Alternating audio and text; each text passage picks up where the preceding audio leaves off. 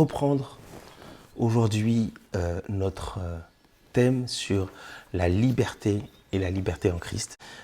On avait vu que tout être céleste, tout être terrestre, tout être vivant, de manière générale, verra son degré de liberté plus ou moins élevé en fonction de deux éléments.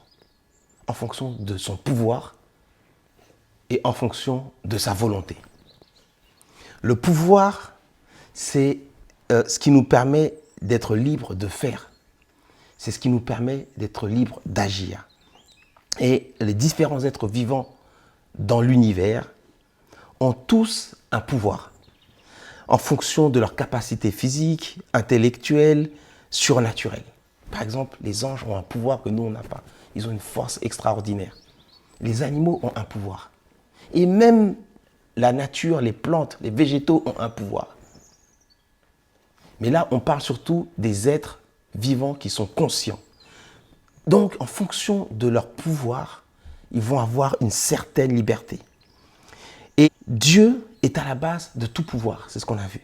C'est lui qui donne le pouvoir à tous les êtres vivants.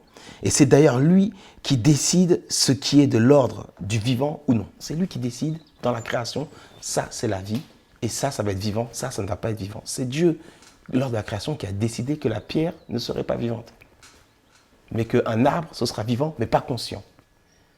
Mais qu'un animal, ce sera vivant, mais avec un certain pouvoir, une certaine intelligence, une certaine conscience. Et qu'un homme aussi, ce sera vivant, mais à la ressemblance de Dieu. Donc, c'est Dieu qui dit ce qui est de l'ordre du vivant ou non. Donc, les astres, les végétaux, les animaux, les hommes, les êtres célestes ont tous un certain pouvoir qui leur est accordé par Dieu. Donc, toute la création a un pouvoir. Tout ce qui est vivant a un pouvoir. Le soleil, qui est un astre vivant, a un pouvoir. Il a le pouvoir de chauffer, mais ce n'est pas un être conscient. Dieu est omnipotent, il a tout le pouvoir et il a donc une liberté totale. Il peut faire ce qu'il veut.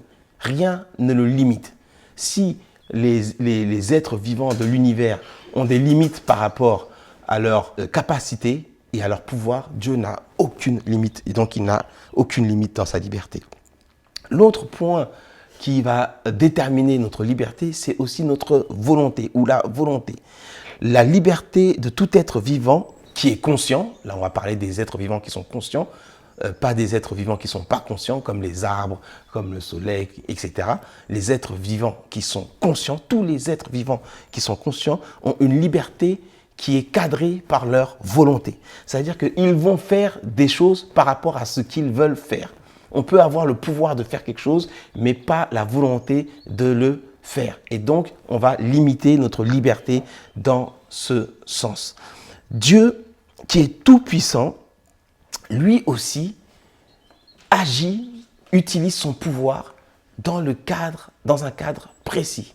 C'est le cadre de sa personnalité, de ce qu'il est lui-même. Il est amour, il est vie, il est justice, il est fidélité. Et à chaque fois qu'il va agir dans ce cadre, dans le cadre de cet amour, de cette fidélité, de cette justice. Il ne va pas sortir de ce cadre. Donc, on voit que le pouvoir de chaque être dépend de Dieu. Donc, la liberté de chaque être vivant et conscient dépend de Dieu. Et le vouloir de chaque être conscient va être différent en fonction de son intimité avec Dieu. Le vouloir de chaque être vivant va être différent en fonction de son degré, de son niveau de relation avec Dieu. Quelqu'un qui est proche de Dieu n'aura pas la même volonté que quelqu'un qui est loin de Dieu. Et donc, il va adapter, il va cadrer sa liberté en fonction de sa proximité avec Dieu. Et c'est ce qu'on va voir aujourd'hui. Les degrés de liberté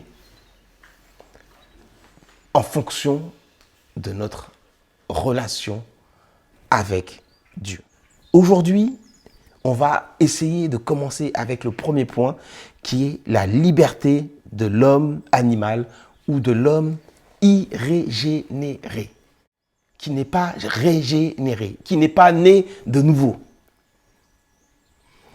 Au commencement, Dieu créa les cieux et la terre. On le voit dans Genèse, que Dieu crée les animaux, les hommes, et on voit dans la Genèse que les animaux et les hommes sont tous tirés de la terre.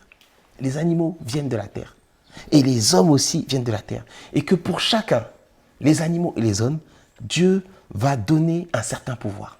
Il va limiter le pouvoir des animaux, il va limiter le pouvoir des hommes, et ce faisant, il va limiter leur liberté. Genèse chapitre 1, versets 20 à 31. Dieu dit que les eaux produisent en abondance des animaux vivants et que les oiseaux volent sur la terre vers l'étendue du ciel. Dieu créa les grands poissons et tous les animaux vivants qui se meuvent et que les eaux produisent en abondance, selon leur espèce. Il créa aussi tout oiseau ailé selon son espèce. Dieu vit que cela était bon. Dieu les bénit en disant « Soyez féconds, multipliez et remplissez les eaux des mers et que les oiseaux multiplient sur la terre. » Ça, cette bénédiction, c'est un pouvoir que Dieu donne aux animaux. Quand il est écrit que Dieu les bénit en disant « Soyez féconds, multipliez et remplissez les eaux des mers et que les oiseaux se multiplient sur la terre », cette bénédiction, c'est un pouvoir. Quand Dieu bénit quelqu'un, il lui donne toujours, c'est l'équivalent d'un pouvoir qu'il lui donne. Si Dieu te bénit en argent, ça veut dire que Dieu te donne un pouvoir, le pouvoir de l'argent, que procure l'argent. Si Dieu te bénit en santé, ça veut dire que Dieu te donne le pouvoir que tu peux avoir quand tu es en bonne santé. Si Dieu te bénit en intelligence, ça veut dire que Dieu te donne le pouvoir de l'intelligence et donc la liberté de l'intelligence. Quand quelqu'un est intelligent, il a une autre liberté que quelqu'un qui a plus de difficultés intellectuelles. Et cela fut ainsi. Parce que Dieu a parlé, donc cela fut ainsi. Dieu fit les animaux de la terre selon leur espèce, les bétails selon leur espèce et tous les reptiles de la terre selon leur espèce. Dieu vit que cela était bon. Puis Dieu dit, faisons l'homme à notre image selon notre ressemblance et qu'il domine sur les poissons de la mer, sur les oiseaux du ciel, sur les bétails et sur toute la terre et sur tous les reptiles qui rampent sur la terre. Dieu dit que la terre produise des animaux vivants selon leur espèce. Donc Dieu il dit quoi? Que la terre produise des animaux vivants. Donc les animaux qu'on voit viennent d'où? De la terre. Il dit que la terre produise des animaux vivants. C'est de la terre que sont tirés les animaux qui sont sur terre, selon leur espèce. Le bétail, selon son espèce, et tout reptile de la terre, selon leur espèce. Dieu vit que cela était bon. Puis Dieu dit, faisons l'homme à notre image et à notre ressemblance. Quand Dieu dit, faisons l'homme à notre image et à notre ressemblance, c'est déjà une bénédiction. Et c'est déjà un pouvoir que Dieu donne à l'homme. Le pouvoir d'être comme lui. Et donc la liberté d'être comme lui, à son image et à sa ressemblance. Première bénédiction. Ensuite, ça ne s'arrête pas là. Et qu'il domine sur les poissons de la mer, sur les oiseaux du ciel et sur les bétails et sur toute la terre et sur tous les reptiles qui rampent sur la terre. Les animaux avaient un pouvoir et donc une liberté. Mais les hommes ont eu un autre pouvoir supérieur aux animaux. Si les animaux ont un pouvoir, l'homme a un pouvoir supérieur. Il domine sur les animaux et sur toute la terre. Donc Dieu crée toute la terre et il place l'homme. Il le fait à son image et à sa ressemblance. Et ensuite, il lui donne le pouvoir de dominer sur toute la terre. Dieu créa l'homme à son image, il le créa à l'image de Dieu. Il créa l'homme et la femme. Dieu les bénit et Dieu leur dit, soyez féconds, multipliez, remplissez la terre et l'assujettissez et dominez sur les poissons de la mer, les oiseaux du ciel et sur tout animal qui se meut sur la terre. Et Dieu dit, voici, je vous donne toute herbe portant de la semence et qui est à la surface de toute terre et tout arbre ayant en lui du fruit d'arbre et portant de la semence. Ce sera votre nourriture. J'ai dit tout à l'heure que même les arbres avaient un pouvoir. Et c'est quoi leur pouvoir? Ils portent de la semence. Ils ont le pouvoir aussi de porter une semence. Ils donnent des fruits et dedans, il y a une semence. Et quand la semence, c'est quoi? C'est la graine qui est dans le fruit et qui, quand on le plante, redonne à l'autre arbre. Donc même l'arbre a un pouvoir. Il n'est pas conscient, mais il a un pouvoir. Et Dieu dit à l'homme de dominer et d'assujettir la terre, d'améliorer la terre, assujettir, de dominer la terre. Si les feuilles poussent n'importe comment, crée une tondeuse pour que l'herbe soit coupée. Domine sur la terre. C'est la base de toute la technologie humaine. Cette bénédiction d'assujettir la terre, c'est ce qui fait qu'aujourd'hui, l'homme peut aller sur la Lune. Qu'aujourd'hui, l'homme peut créer des choses. Il a la capacité de manipuler les choses de la terre à son bon vouloir.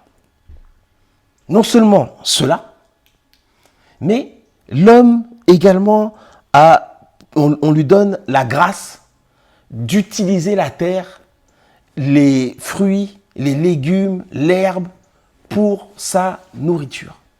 Pour sa nourriture. Donc il est vraiment chez lui sur terre. Les animaux sont sous son pouvoir et la nature aussi est sous son pouvoir. Dieu donne un grand pouvoir et une grande liberté à l'homme. Et à tout animal de la terre, il donne aussi un pouvoir. Et à tout oiseau du ciel et à tout ce qui se meut sur la terre, ayant en soi un souffle de vie, je donne toute herbe verte pour nourriture. Et cela fut ainsi. Dieu vit tout ce qu'il avait fait, et voici, cela était très bon. Ainsi, il y eut un soir et il y eut un matin. Ce fut le 6e jour. Donc, au 5e jour, les animaux. Au 6e jour, l'homme et toutes les bénédictions. Et les animaux aussi sont bénis. Les animaux aussi sont bénis. Déjà, ils peuvent se multiplier, se féconder, se répandre sur toute la terre. Mais en plus, ils ont de quoi manger. Donc, quand Dieu crée la terre, c'est pour l'homme. Mais il aime aussi les animaux. Il aime aussi les animaux. On voit qu'il n'y a pas de conflit entre les hommes et les animaux. On voit qu'il ne dit pas à l'animal, tu mangeras l'homme. Et il ne dit pas à l'homme, tu mangeras l'animal. Il dit à l'homme et à l'animal, vous avez chacun un pouvoir. Mais tout ce que j'ai créé, c'est d'abord pour l'homme. Et l'homme est pour moi. Donc, l'homme dominera sur les animaux, mais l'homme ne fera pas de mal à l'animal. Il gérera mon royaume que je lui donne. Voilà le pouvoir que Dieu donne à l'homme, à la création. Au commencement, l'homme avait un pouvoir et une liberté presque totale sur la terre. Il était, en quelque sorte, le Dieu de la terre. Il était le Dieu de la terre. Il était à l'image et à la ressemblance de Dieu, comme un fils qui peut avoir les traits de son père, les caractères de son père, qui peut avoir les capacités de son père, parce qu'il a hérité de l'intelligence, il a hérité de la capacité physique de son père, il est musclé comme son père, il est intelligent comme son père ou comme sa mère. Donc c'est exactement la même chose.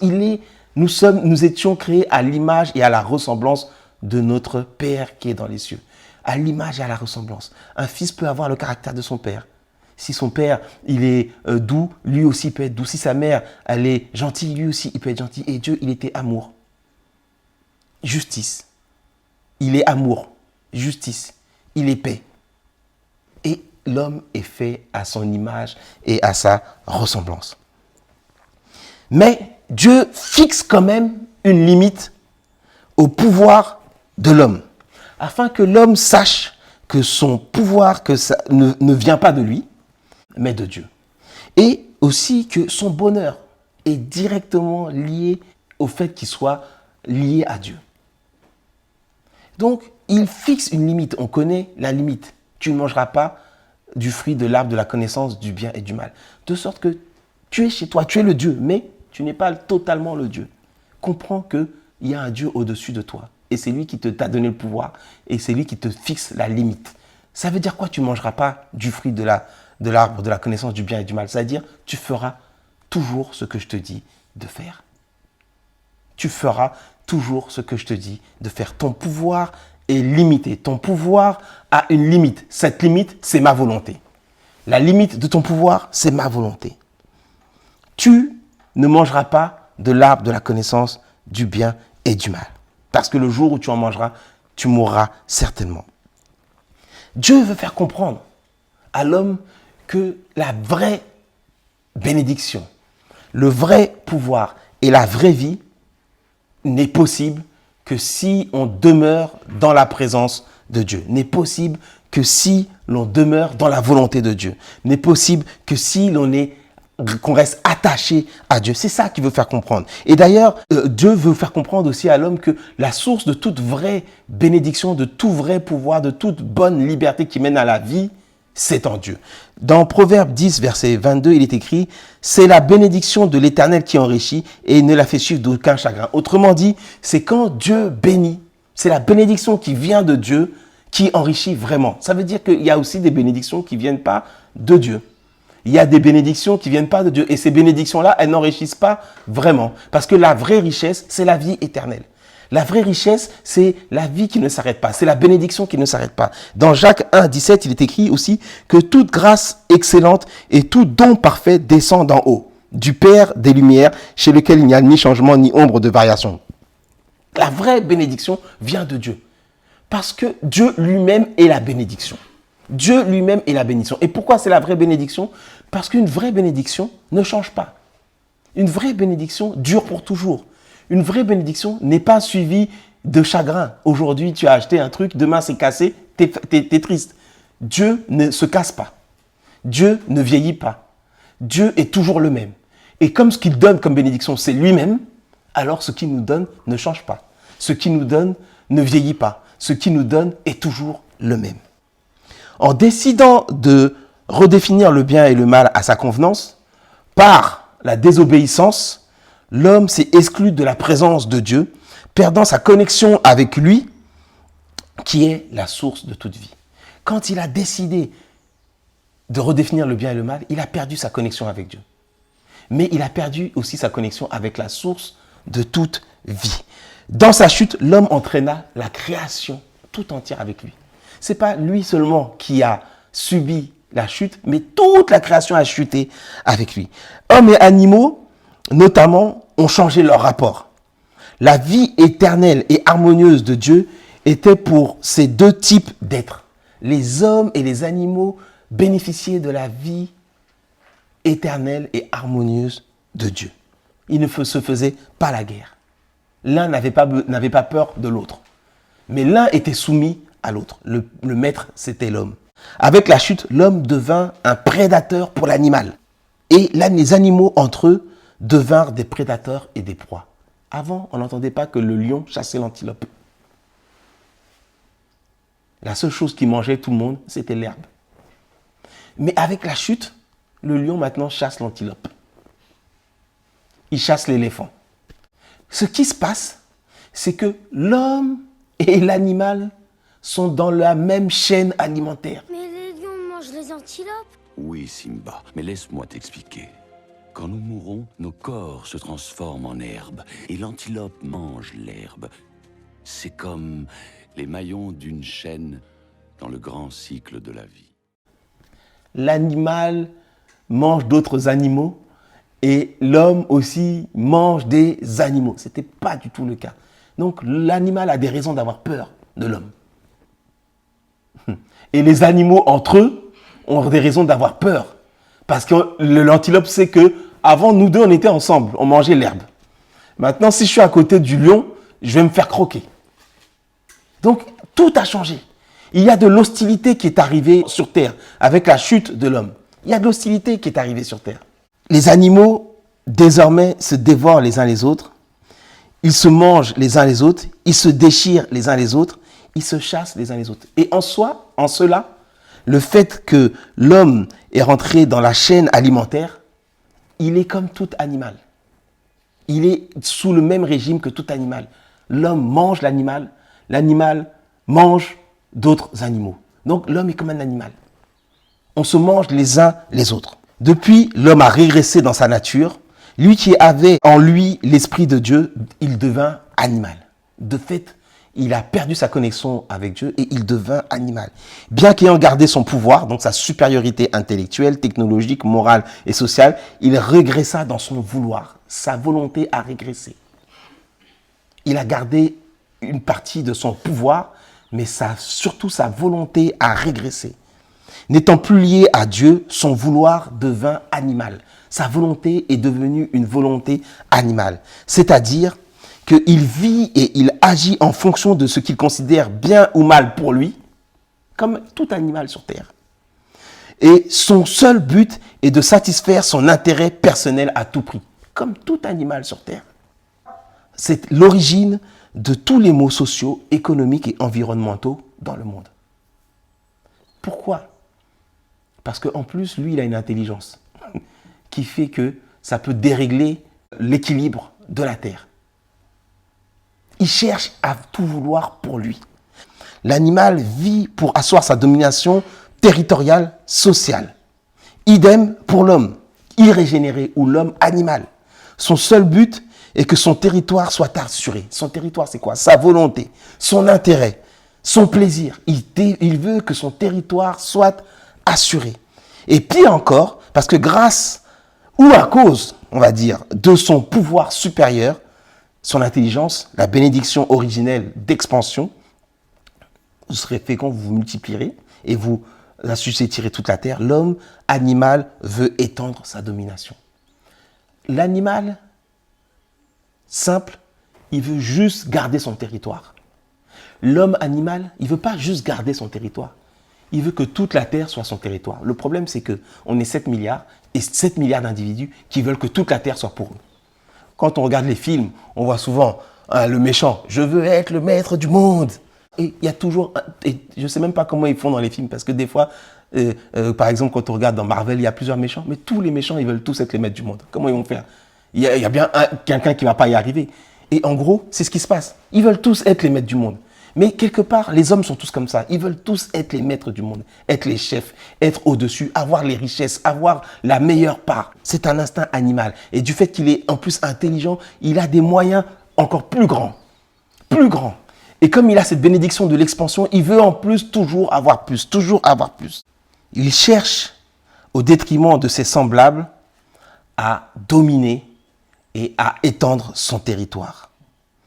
Au détriment de ses semblables, mais aussi au détriment de l'environnement. Il veut toujours avoir plus pour lui. On voit que les nations qui sont développées veulent plus pour elles. Elles vont polluer plus. Elles vont dégrader l'environnement plus. Elles vont faire en sorte que elles, dans leur pays, leur problème c'est quoi ? C'est des obèses, c'est des personnes qui ont du poids. Et alors que dans d'autres pays, le problème, c'est des enfants qui n'ont pas de quoi boire, c'est des enfants qui n'ont pas de quoi se vêtir. Ici, notre problème, c'est comment est-ce qu'on va gérer le gaspillage des vêtements, parce qu'il y a trop de vêtements, on produit trop de vêtements. Là-bas, c'est comment est-ce qu'on va pouvoir avoir des chaussures qui ne sont pas trouées. Et c'est ça le problème. L'instinct animal de l'homme fait qu'il veut tout pour lui. Étant séparé de Dieu, l'homme animal ne peut recevoir les choses de Dieu. Il ne peut recevoir les choses qui viennent de Dieu. En effet, l'Esprit de Dieu qui était dans l'homme de la création est mort dans l'homme animal. La Bible dit dans 1 Corinthiens 2, verset 14, « Mais l'homme animal ne reçoit pas les choses de l'Esprit de Dieu, car elles sont une folie pour lui, et il ne peut les connaître parce que c'est spirituellement qu'on en juge. » L'homme animal ne peut pas recevoir les choses de Dieu. Et même quand on lui parle des choses de Dieu, pour lui c'est n'importe quoi, c'est de la folie. Mais vous avez jamais vu ça ?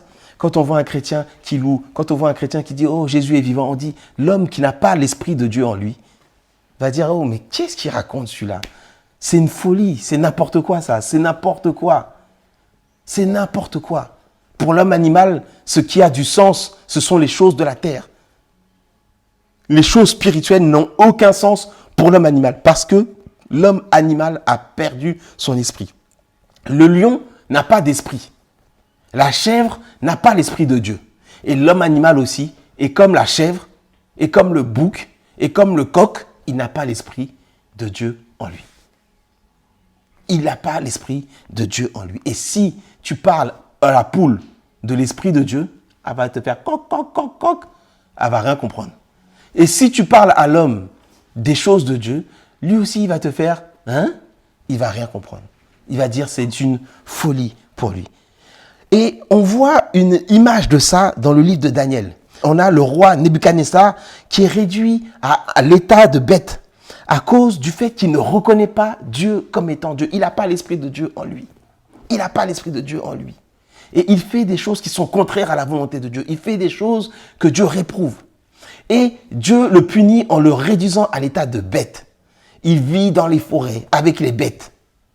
Jusqu'à ce qu'à un moment donné, il se lève et qu'il reconnaisse que Dieu est le seul vrai Dieu.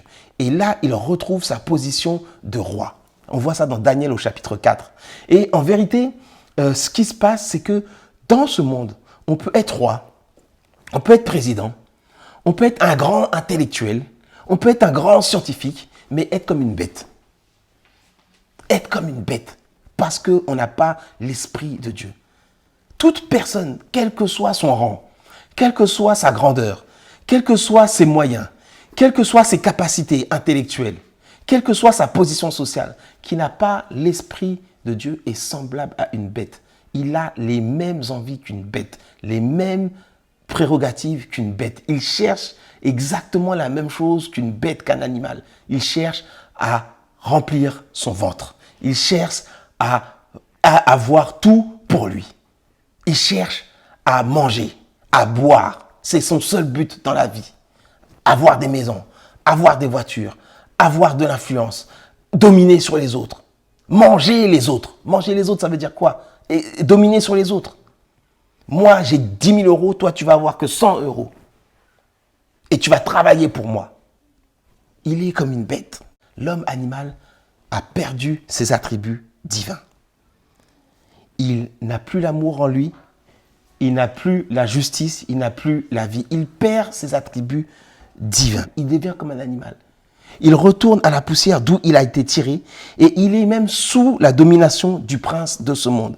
Le diable à qui ce monde a été mis sous sa domination. Le diable domine le monde. Il domine le monde. Et l'homme qui est tiré de la poussière retourne à la poussière à la fin de sa vie. Il n'est plus libre. Il est sous une domination extérieure. La domination du prince de ce monde.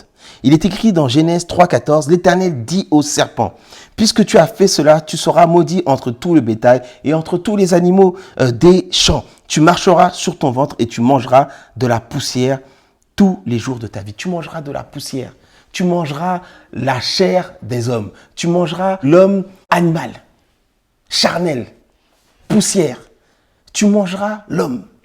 L'homme animal est sous la domination du diable. Dans Luc 4, 5 à 8, il est écrit « Le diable, ayant élevé Jésus, lui montra en un instant tous les royaumes de la terre. Et il lui dit, donc le diable dit à Jésus, « Je te donnerai toute cette puissance et la gloire de ces royaumes, car elle m'a été donnée, et je la donne à qui je veux. » Donc on voit bien que tous les royaumes de la terre ont été donnés au diable. C'est ça qu'on voit dans Genèse et c'est ça qui est confirmé dans Luc 4, 5 à 8. Tous les royaumes, toute la terre est sous la domination du prince du monde, que l'on appelle le diable.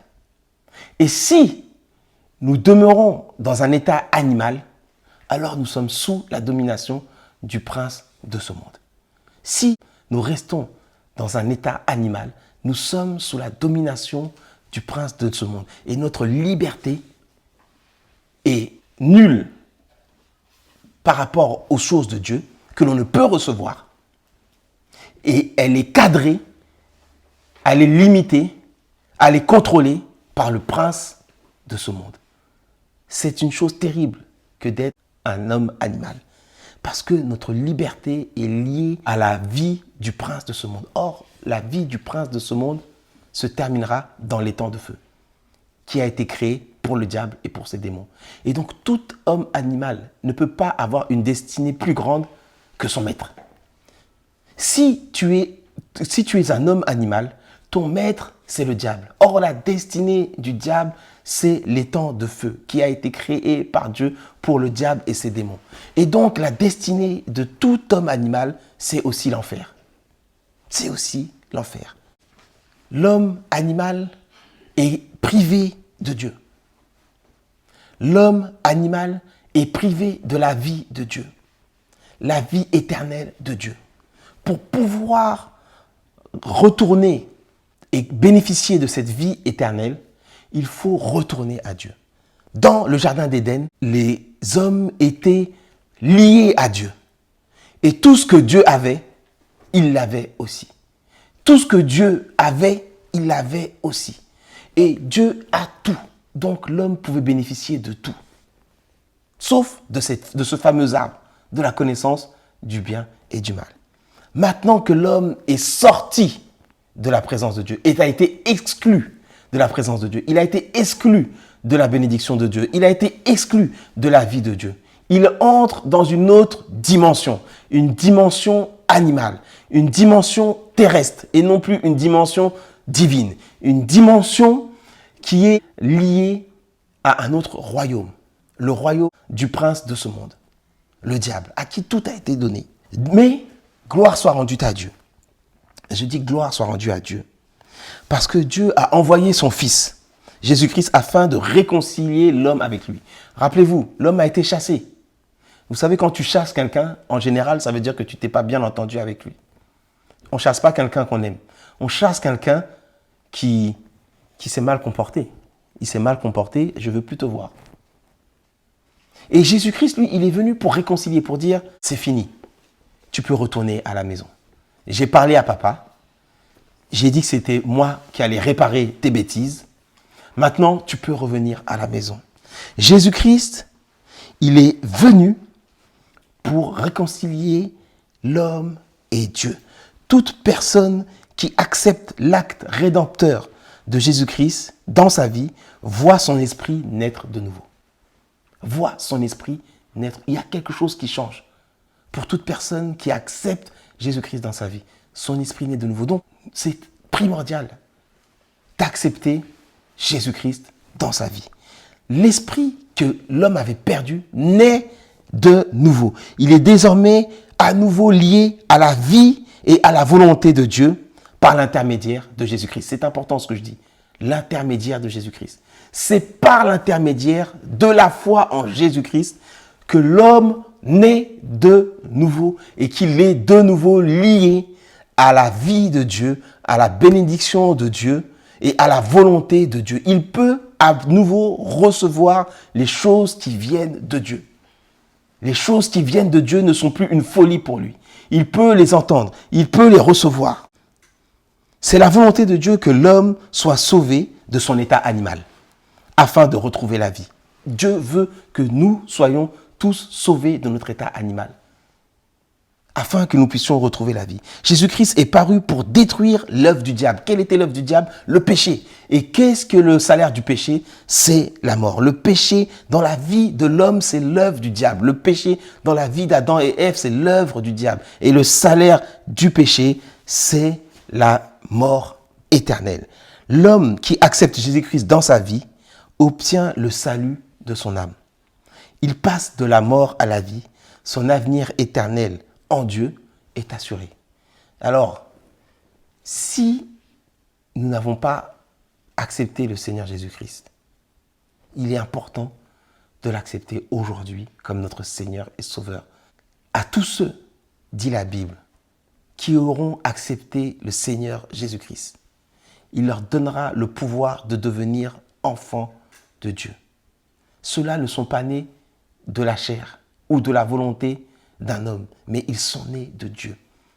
Ceux qui ne sont pas nés en Jésus-Christ demeurent les fils et les filles d'êtres terrestres et non pas les fils et les filles de Dieu. Les fils et les filles de leur dominateur, le diable, et non pas les fils et les filles de Dieu. Ils sont sous la domination du diable. Ils sont à l'image et à la ressemblance du diable, quelle que soit leur bonté, quelle que soit leur excellence. Ils sont à l'image et à la ressemblance du diable. Parce qu'il ne faut pas croire que le diable n'a pas d'excellence. Le diable aussi excelle. Le diable aussi a des capacités excellentes. Mais ce n'est pas parce que tu es excellent que tu as la vie et que tu es à la ressemblance de Dieu. Ce n'est pas parce que tu es excellent que tu es à la ressemblance de Dieu et que tu bénéficies de la vie de Dieu. Le diable est excellent dans beaucoup de choses, mais il n'est pas à la ressemblance de Dieu. Il ne bénéficie pas de la vie de Dieu. il n'est pas dans la volonté de Dieu. Et sa destination, c'est la mort éternelle. Et tous ceux qui demeurent dans l'état animal ont la même destination que celui qui les domine, le prince de ce monde. Si quelqu'un n'a pas reçu la vie de Dieu en ayant cru au Seigneur Jésus-Christ, qu'il puisse l'accepter simplement par la foi et dire « Seigneur Jésus, je sais que tu es venu sur terre et que tu as délaissé ton royaume, ta gloire, ta puissance, ta liberté pour prendre l'apparence d'un homme, pour t'incarner dans un corps humain, afin de pouvoir faire ce que nous n'étions pas capables de faire, c'est-à-dire payer le prix de notre péché par l'accomplissement de la volonté de Dieu et de mourir pour chacun d'entre nous, pour payer ce prix du péché qui est la mort. J'accepte que tu deviennes mon Seigneur et Sauveur. J'accepte que tu règnes dans ma vie et que j'accepte par la foi que en régnant dans ma vie, moi aussi, je puisse vivre, non pas par mes forces, non pas par les forces du prince de ce monde, mais par la force de Dieu, laquelle est éternelle. Merci Seigneur pour ce moment.